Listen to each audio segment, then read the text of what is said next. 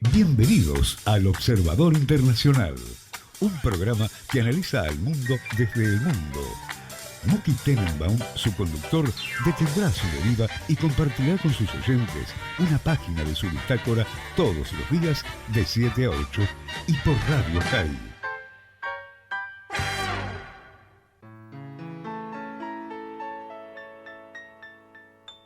No me quite pa.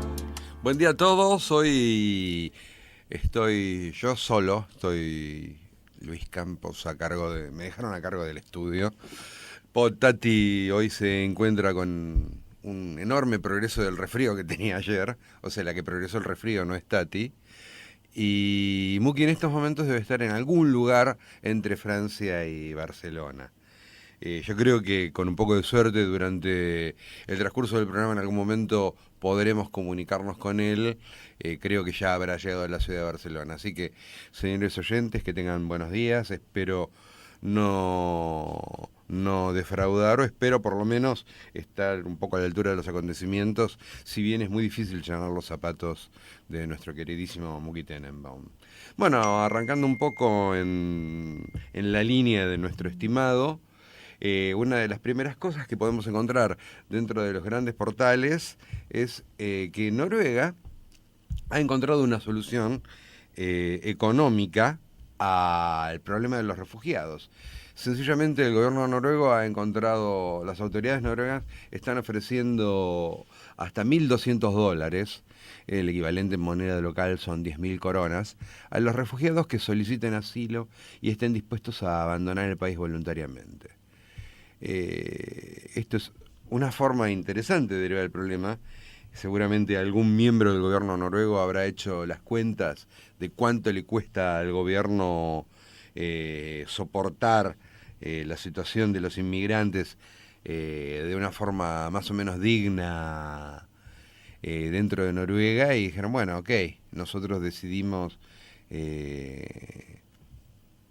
como diría un jugador de póker, pasar en esa jugada y dejar que otro gobierno, otro país europeo asuma la responsabilidad, pero, con la diferencia que el gobierno noruego asume la erogación, la presunta erogación, o por lo menos el dinero que ellos destinarían o destinan para darle asilo dentro de sus fronteras a estas personas que le piden. Igual le han fijado un cupo, yo creo que los cupos originales, el cupo original de 500 solicitudes que ellos han puesto, en definitiva operará de alguna forma como plan piloto o para ver cómo funciona esto a futuro, ¿no? Varios países han encontrado soluciones análogas con sus jubilados. Han decidido pagar la jubilación. Esto Muki lo ha comentado en otras ocasiones, americanos en Sudamérica, americanos en el sudeste asiático, europeos en algún lugar de Europa y en algún lugar de África. Hay distintas variantes de distintos gobiernos que han encontrado la solución de sus jubilados fuera de sus fronteras. De la misma forma, el gobierno noruego, repito, ha encontrado una solución de la inmigración dándole dinero para que se vayan a otra parte, ¿no? Esto es realmente interesante, cómo han encontrado una solución a su problema. Por otra parte, es interesante ver cómo una serie de televisión, Game of Thrones, ha tenido distintas gravitaciones alrededor del mundo, ¿no? La otra vez comentábamos el hecho de que los británicos comenzaron a trabajar el lunes después del mediodía, porque muchas de las empresas londinenses llegaron a la conclusión de que no es que solamente que la gente que se queda hasta tarde viendo el capítulo del día de Game of Thrones, sino que también la gente se queda chateando, se queda opinando, se queda horas en la noche después del programa en las redes sociales comentando, y eso producía que la gente llegase a la oficina cansada, o llegase y lo primero que hiciese es compartir con sus redes sociales sus impresiones de ese capítulo de Game of Thrones.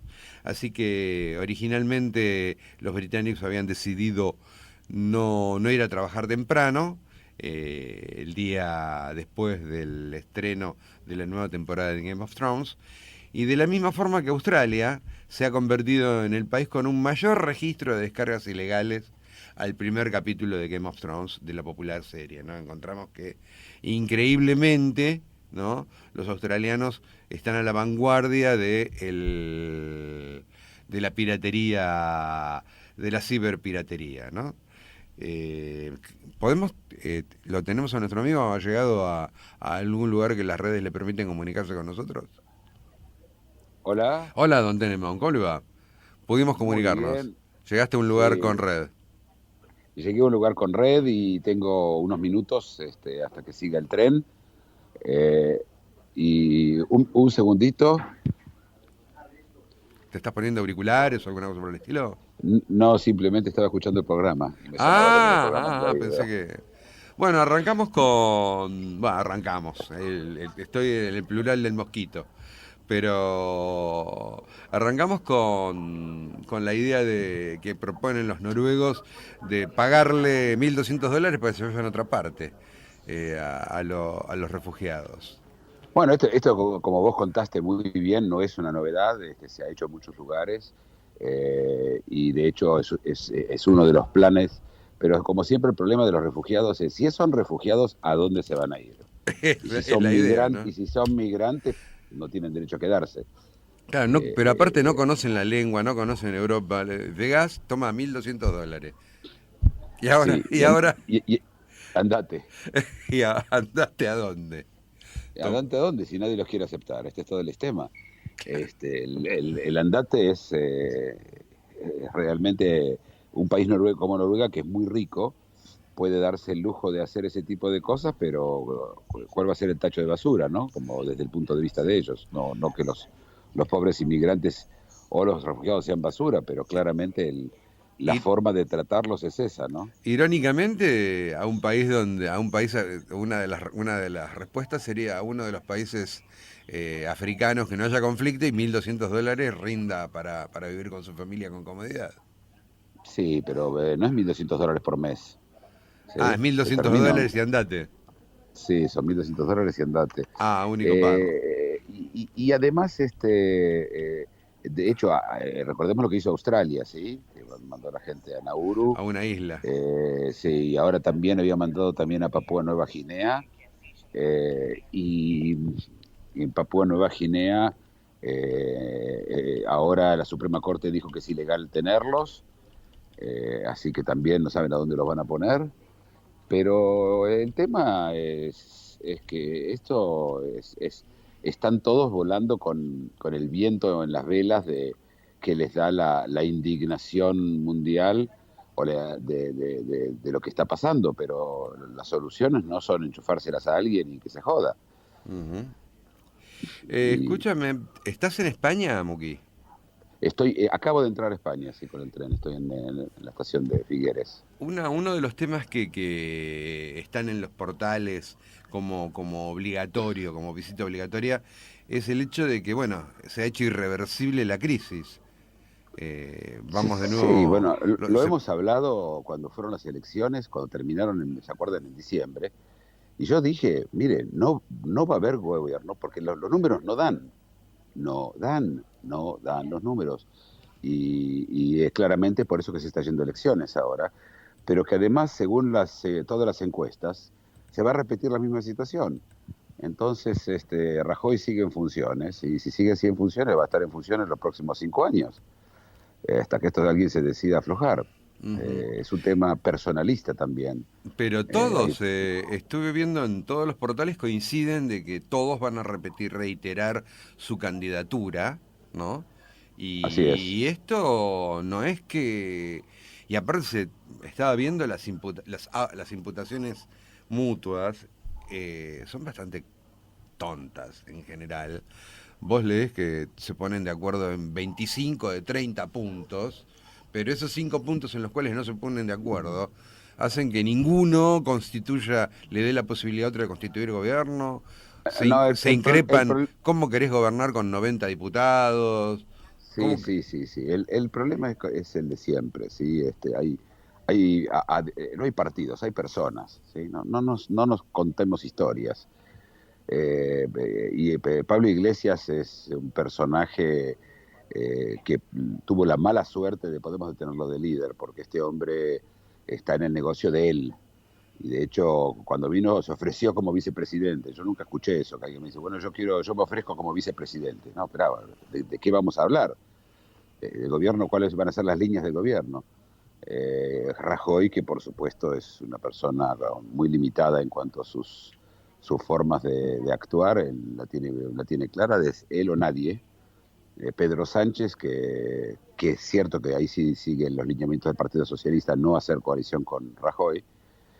Y Ciudadanos, que si bien es el más abierto de todos, el más serio de todos, tiene solo 40 diputados de los 350, mucho no puede hacer.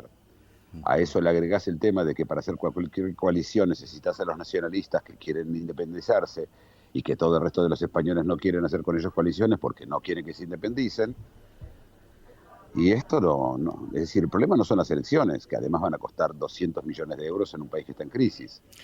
El problema, sí. No te iba a preguntar sobre Albert Rivera, ¿no? Si es un hombre sensato o está en la línea de... No, es un hombre sensato y es un hombre serio, es un muchacho serio, tiene 37 años, es el más inteligente, en mi opinión, de todos ellos, el más serio, el que mejor se comportó, y según las encuestas va a subir un 10% su apoyo, pero de 40 a 45, aunque sea 50, no va a pinchar ni corta. Claro. El problema está de que la izquierda, aunque tenga, no apunta a tener mayoría ahora en las próximas elecciones, la derecha tampoco. Y yo ahí incluyo a Rivera mismo, y vamos a volver a la misma situación de antes, solamente que después de 200 millones y 9 meses de espera. Es un problema. Además, el gobierno español se niega a venir al Parlamento, aduciendo de que ellos no tienen por qué de dar cuenta en el Parlamento, porque ellos son un gobierno que está en funciones. Entonces, pero hay decisiones que se quieren tomar y no se toman, es decir, hay un problema de déficit que tienen que cubrirlo sí o sí, porque si no la Unión Europea le va a imponer sanciones. Está la cosa difícil y además Cataluña, que tiene un plan de declararse independiente en 13 o 4 meses. ¿Eso está en el freezer o avanza lentamente? No, eso avanza. Eso avanza y los independentistas están contentos que sigan habiendo elecciones porque mientras los otros miran para otro lado, ellos siguen preparando su proyecto nacionalista. No, aparte la estructura dominante se erosiona. No, claro. Y además tenés la historia de Podemos, el partido chavista, que ayer, si alguno tenía dudas de que es un partido chavista, llevó a la Eurocámara, al Parlamento Europeo, como invitado especial a Otegi, un hombre de la ETA. Que si bien dijo de que él no está en contra de la ETA, de la violencia, pero no condena la violencia y llama a todos los prisioneros de la ETA presos políticos, al estilo Milagro Sala, ¿sí?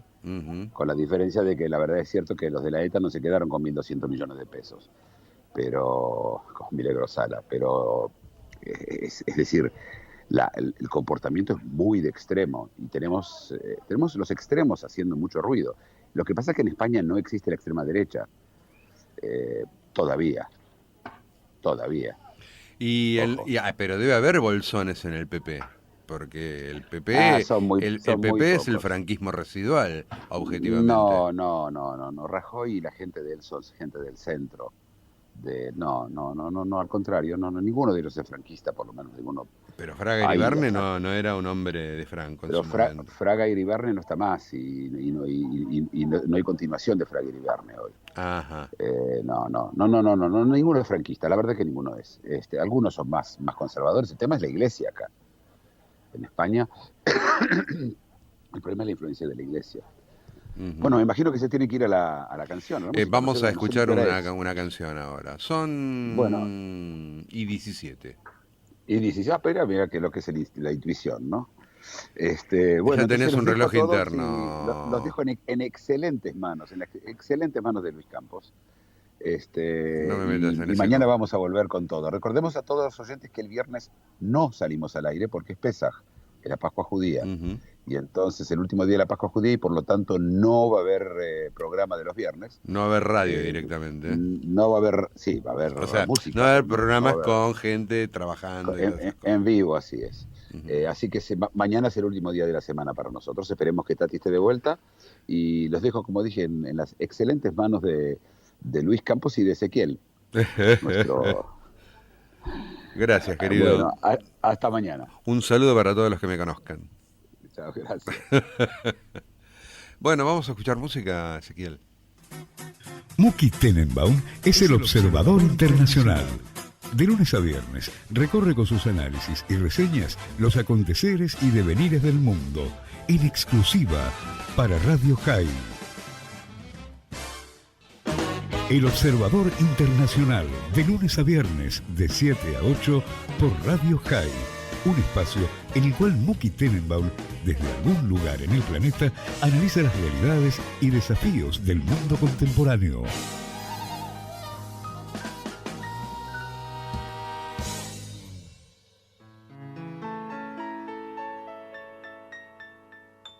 Ne me quitte pas. Bueno, seguimos aquí, o sigo aquí, tratando de llevar adelante el programa de Muki Tenenbaum con una suerte de recorte, una visión acotada, una visión parcial mía de lo que sería un recorte de Muki con respecto a esta visita por los portales de noticias del mundo. Un recorte que parece inevitable o una mirada que parece inevitable es la observación sobre el Consejo Electoral venezolano que ordenó la entrega a la oposición de documentos que permitan activar el referéndum para revocar el mandato de Maduro. Esto en casi todos los portales está visto, ¿no? El único cambio sustancial es con respecto a la denominación del gobierno Maduro. Algunos hablan del mandato, otros hablan de régimen. Curiosamente los rusos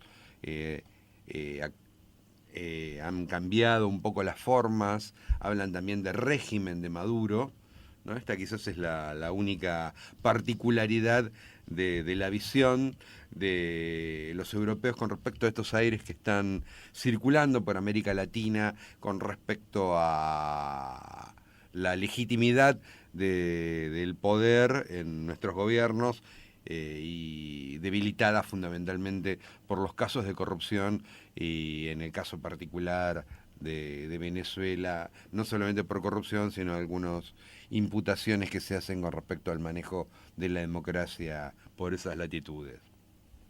Así que bueno, estamos a la inminente caída o suspensión temporal de la presidente Dilma Rousseff en Brasil.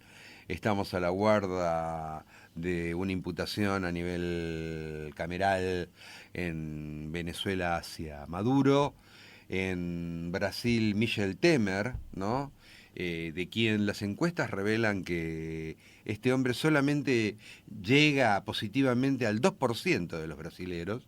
O sea, solamente, si hoy hubiese elecciones en Brasil, solamente el 2% de los brasileños lo votarían, ¿no? Un hombre que se ha prohijado o ha surgido siempre en la oscuridad del poder, siempre ha estado vinculado también a casos de corrupción, ¿no?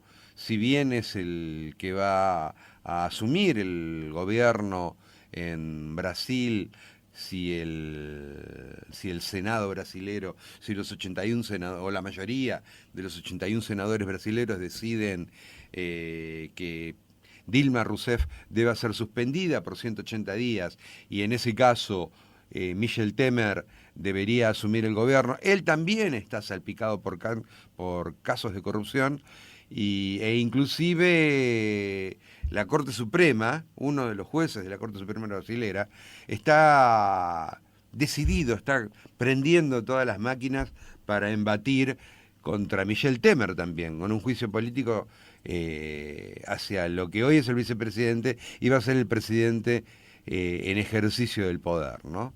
De hecho, Dilma Rousseff ha decidido viajar, entonces ya está con la investidura de presidente Temer, Lo único que, bueno, sería en primera instancia por 180 días, mientras dura la imputación, el impeachment que se está llevando a cabo en Brasil en contra de la presidenta Rousseff. Esto en un clima de un Brasil en una debacle económica, en una crisis tremenda, agudizada por una inesperada, por la verdad que es inesperada, epidemia de Zika, chikungunya, dengue, que aterriza en Brasil en un momento donde el país había invertido fortunas en estos Juegos Olímpicos, ¿no?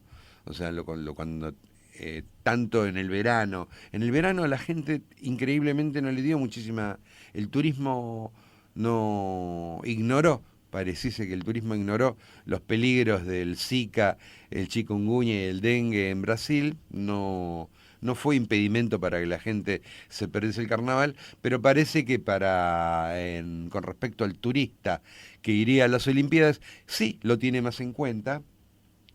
Y yo creo que también la situación económica o la situación política a todo un estadio público mayor, entonces las convulsiones políticas sumadas a los peligros de algún virus, como lo definiese en su momento Putin, esas porquerías que vienen de América del Sur, los afecte y obviamente no asistan a los Juegos Olímpicos. Es incierta la situación brasilera, es incierta la situación en España, es incierta la situación en Venezuela. Bueno, estas incertidumbres en países que no son próximos culturalmente nos llevan también a revisitar nuestra propia crisis. Ezequiel, ¿podemos ir a la tanda? Una reflexión, un análisis y ahora una tanda. Luego seguimos con El Observador Internacional. Todas las mañanas y de 7 a 8, Muki Tenenbaum es El Observador Internacional. Viajero incansable, cada mañana hace un stop en su deriva para compartir sus impresiones y análisis de la realidad mundial con el oyente de Radio High.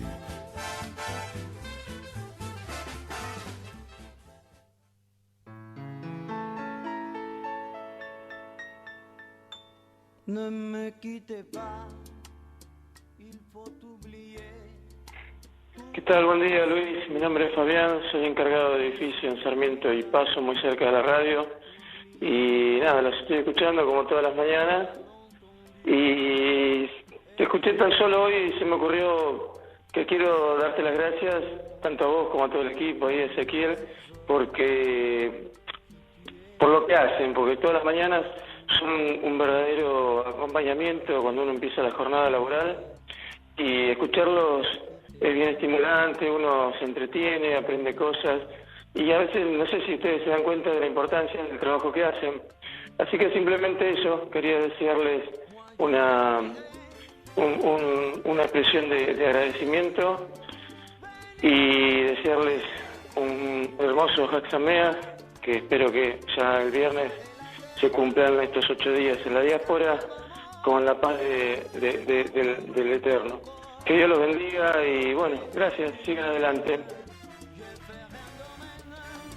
Muchísimas gracias, muchísimas gracias. La verdad que estas cosas hacen que, vos decís, en el trabajo que hacemos, este tipo de expresiones hacen que no sea un trabajo, ¿no? Que uno venga aquí y sea un goce, un disfrute, un buen momento con un interlocutor que no se ve, ¿no? Pero ahí hay un montón de gente que no tienen rostro, pero sin embargo tienen estas cosas, estas pequeñas calideces que hacen que uno disfrute, ¿no? Muki, si estás escuchando desde algún lugar de Barcelona, qué lindo, ¿no? Bueno, un abrazo. Bueno, siguiendo un poco la línea, no solamente en América Latina nos tiene a los golpes nuestras vicisitudes con respecto a corrupción, violencia política, exacerbamiento, sino que la tierra ha decidido quejarse, crujir y cruje y cruje y cruje. Y lo que la otra vez marcaba Munchi diciendo que no hay previsión, ¿no? Bueno, recién ahora por suerte, hay un grupo internacional de científicos en Francia, Estados Unidos y en Rusia, ¿no? Que por primera vez alerta, ¿no? Con respecto a lo que ellos llaman los terremotos lentos y de baja frecuencia, ¿no? Dice que estos terremotos lentos pueden prolongarse durante meses inclusive. No causan daños significativos, pero son preámbulo del gran terremoto, ¿no?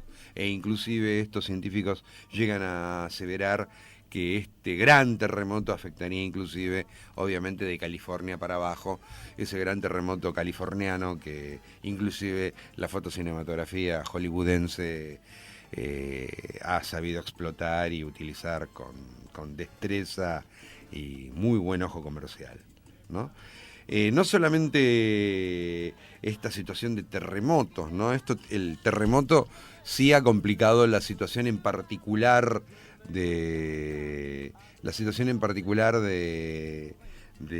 Ecuador, el gobierno ecuatoriano, que inclusive ha decidido acelerar una serie de medidas económicas en beneficio o en un intento de poder paliar la situación económica que ha llevado este descalabro de que si quieren falta de previsión o sencillamente las inclemencias de la tierra, ¿no? Las inclemencias de lo que significa un terremoto en una zona como Ecuador. Lo que sí es cierto también y es previsible y no tiene absolutamente nada que ver con la tierra, no tiene nada absolutamente que ver con el clima, no tiene nada que ver con el chikungunya, el zika o el dengue, es otro mal que azota a América Latina, ¿no? Durante muchísimos años las organizaciones internacionales han trabajado sobre la infancia y la niñez con respecto a que no falte comida y no falte condiciones mínimas de salud. Esto ha sido fantástico como tarea de muchos grupos, inclusive de la UNICEF, con todos los problemas que esto tiene, que esta organización carga por su obsolescencia quizás en su forma de moverse por el mundo, pero lo cierto es que han llevado la vacunación, han llevado la alimentación, han llevado cuestiones básicas de salud a todos los rincones de nuestra América Latina, ¿no? Pero bueno, por América Latina hay un flagelo que es mayor aún a estos problemas que han azotado durante años a nuestra niñez y que ahora ha ido en declinación, por suerte. Ya no es un problema grave o no tiene el peso dramático que sí está adquiriendo la pérdida de vidas entre niños y adolescentes por actos de violencia, crimen y drogas, ¿no? La droga, la violencia y el crimen se llevan muchísimos más jóvenes y adolescentes que históricamente estos problemas de salud y hambre solían llevarse, ¿no? Hace poco vimos con asombro y con horror el drama de esta joven Sunduri, ¿no? Inclusive cuando lo vimos acompañada por el Papa en ese alegato contra la esclavitud. Recordemos que Sunduni es una joven mexicana que fue durante gran parte de su vida esclava en una tintorería mexicana y logró escaparse y se utilizó su figura para poner en el tapete o en la mira, en el ojo internacional, el gran drama de la esclavitud que increíblemente aún hoy sigue vigente y seguirá vigente mientras existan, por ejemplo, refugiados, ¿no? Gente que esté en alguna infracondición, siempre va a ser fácil la proliferación de gente que utiliza la esclavitud o se vale de esta infracondición para ganar más de lo que debería ganar, ¿no? O sea, siempre se trata exactamente de lo mismo, ¿no? Avanzar sobre los intereses de los demás, avanzar sobre la vida del otro, ¿no? El no respeto de la vida del otro. Los grandes faltas de respeto que hemos encontrado durante años tienen símbolos, ¿no? Por ejemplo, es interesante ver el símbolo que después de 166 años, la India le reclama al Reino Unido joyas de su propia corona, ¿no? El gobierno de la India ha comenzado una campaña para recuperar el histórico diamante de 105 quilates, que fue un regalo para la reina Victoria por parte del Maharaja de Punjab en 1849, pero fue robado por los británicos, ¿no? Y depende hoy quién cuente la historia, si fue robado, fue donado o de quién debería pertenecer esta pieza. Lo cierto es que el Ministerio de Cultura indio declaró esta semana que haría todo lo necesario para la recuperación de esta pieza, de este diamante, que tiene como nombre el Kohinoor, ¿no? Kohinoor como el aparatito para sacar la ropa o los lápices que utilizamos en determinado momento los técnicos y los aspirantes a ingenieros y arquitectos para dibujar nuestros planos, ¿no? Unos lápices de una calidad superior. Obviamente en referencia seguramente a la calidad y la dureza de este diamante, el cual se encuentra hoy en día en la Torre de Londres, ¿no? Hay una serie de piezas que están en la Torre de Londres que son ante el mundo símbolo de la conquista, ¿no? Partes del Partenón, frisos griegos, etcétera, etcétera, etcétera, ¿no? Todas estas cosas que han formado como botín, ¿no? De una conquista que ha llevado Europa por el resto del mundo. Conquista que, bueno, que ha dejado sus secuelas, ¿no? Nosotros, el otro día Muki evocaba las secuelas que lleva el progreso como ejemplo en lo que ha sido la desgracia de Chernobyl, pero me parece que sobre Chernobyl y sobre las desgracias mundiales vamos a poder hablar después del siguiente tema musical. De lunes a viernes, Muki Tenenbaum es el observador internacional por Radio High. Viajero incansable. Cada mañana hace un stop en su deriva para compartir sus impresiones y análisis de la realidad mundial con el oyente de Radio High.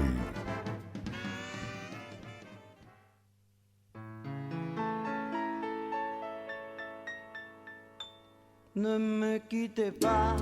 Recién nos acompañaba la enorme cantante alemana Nina Hagen, ¿no? Con en su momento típica, gran canción de los 80, New York, ¿no? que acompañó las discotecas del planeta durante muchísimo tiempo. Y nos visitó, Nina Hagen nos visitó a mediados de los 80, creo que ahora hacia el 86, creo que tuvimos la visita de esta artista por nuestras latitudes.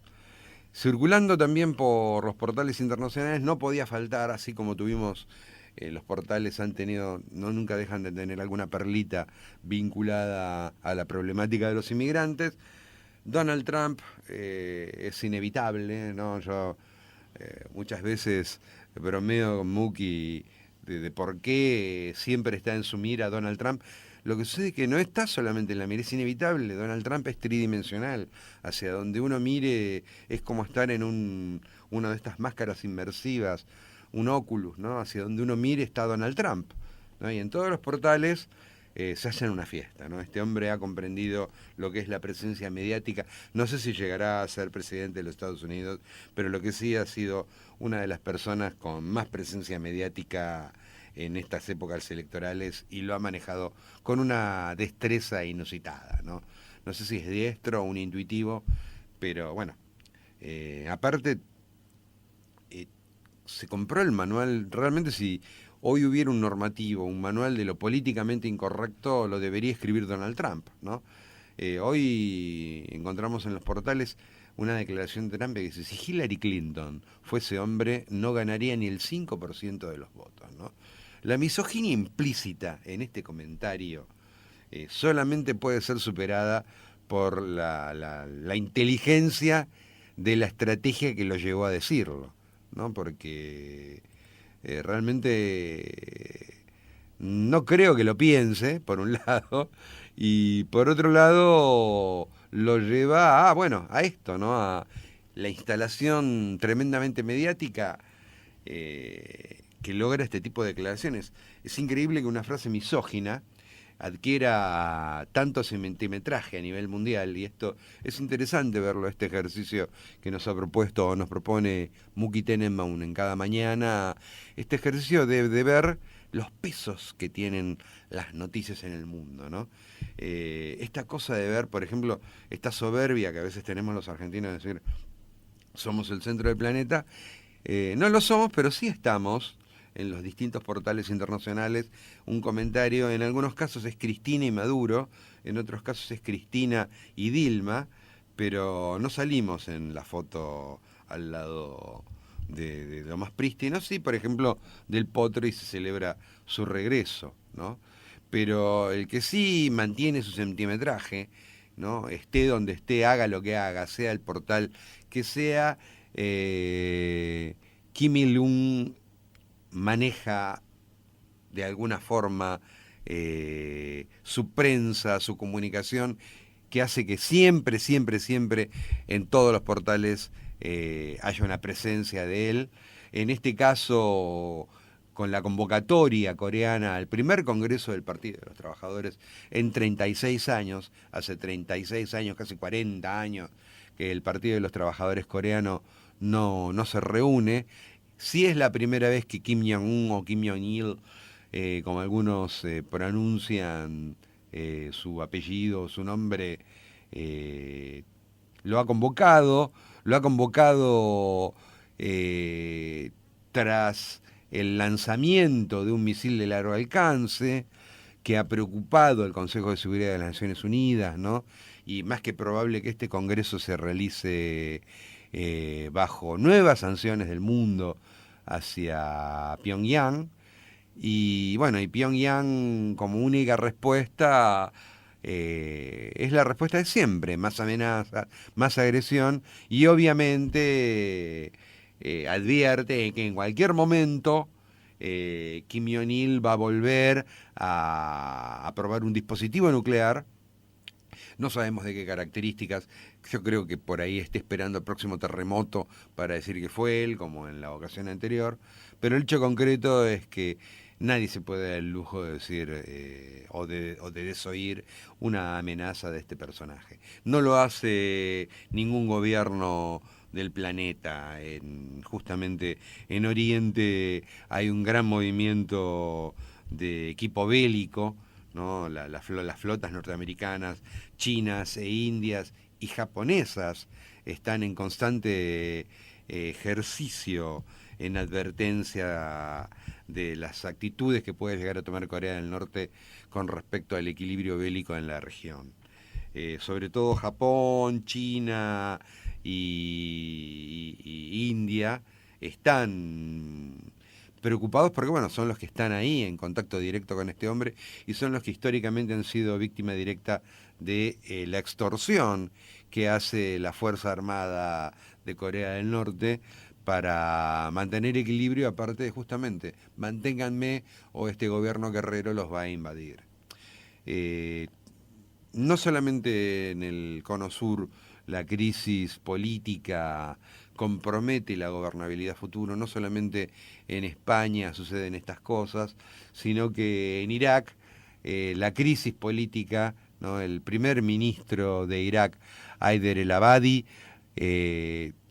por lo menos ha avanzado en el Parlamento en el cambio en su ministerio, ha hecho un cambio en su gabinete con el acuerdo de su Parlamento, y bueno, los portales también utilizan distintas calificaciones, ¿no? La más dura de ellas es opereta, ¿no? Llegan a plantearlo como una opereta, la crisis política dentro de Irak, que le impide justamente enfrentar con seriedad y con la atención o con la firmeza que se merece tratar Estado Islámico, ISIS, ¿no? O sea, su propia crisis política hace que ISIS avance dentro de Irak y, bueno, y la región se vea cada vez más comprometida, ¿no? Ya no es solamente una cuestión que queda dentro del territorio de Siria, los problemas de la inmigración que acarrea en Grecia y en Turquía, las derivaciones y el no saber qué rumbo tomar de los países europeos, el desperdigar por el mundo gente que no se sabe si es un inmigrante legítimo, gente realmente sometida a la violencia institucional en su país, sino que también esto ha derivado en un problema de seguridad interna en casi todos los países que han acogido a inmigrantes de estas regiones, ¿no? Es tremendo ver cómo esto, en el mundo actual, donde recordamos, donde en esta semana se está recordando el tremendo desastre que significó Chernobyl para Europa, y estos disparates ecológicos que señalaba Muki en estos días con respecto a que la leche todavía emite radiaciones, pero sin embargo hay los rusos, los biólogos rusos han descubierto lo que ellos enuncian como el secreto de la supervivencia de muchas especies de mamíferos en las regiones contaminadas todavía, las que no se pueden habitar, la que no se puede circular, la que las personas no podemos ir, y sin embargo en estos lugares cercanos a Chernobyl existe una gran fauna de mamíferos, y los científicos, estos biólogos, dicen que estos animales suprimen los efectos negativos de la radiación con el desarrollo de antioxidantes en sus cuerpos, ¿no? La naturaleza se reconstituye en forma fantástica ante la soberbia de las personas diciendo que somos nosotros los causantes de toda esta modificación. No, la naturaleza sencillamente le da a estos mamíferos que viven en las zonas del desastre de Chernobyl, le da un desarrollo mayor en su producción de antioxidantes, entonces protegen sus cuerpos y protegen sobre todo su ADN de los efectos de la radiación, que todavía es tremenda en la zona de Chernobyl. Chernobyl, que encabeza un ranking, Russia Today hoy publica un ranking con significativas ausencias, un ranking de los 7 peores desastres provocados por la humanidad, ¿no? Por lo menos en este último tiempo. En estos desastres provocados por la humanidad, le quiero decir ya a los oyentes, no figura Hiroshima ni Nagasaki, no figura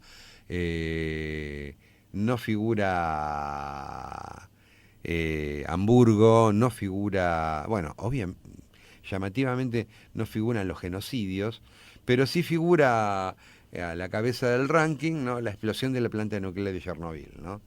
En estos días, el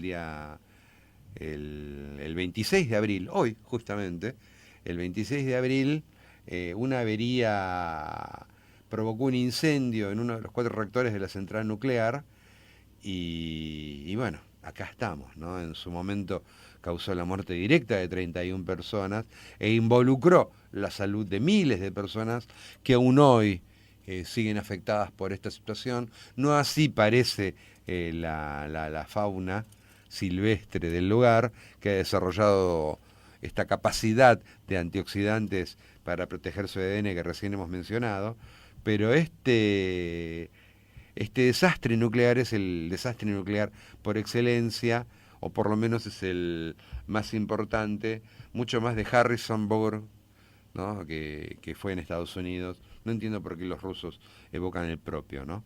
Sí evocan, ¿no? Este fue famoso en su momento, fue uno de los momentos más significativos, quizás uno de los que dio comienzo con respecto a la lucha ecologista directamente enfrentado al poder industrial.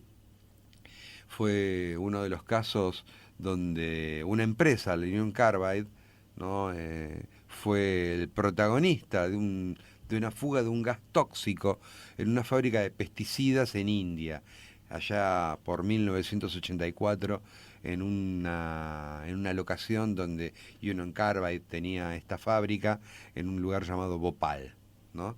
En el primer instante, en los primeros momentos, ya 3.000 personas murieron, ¿no?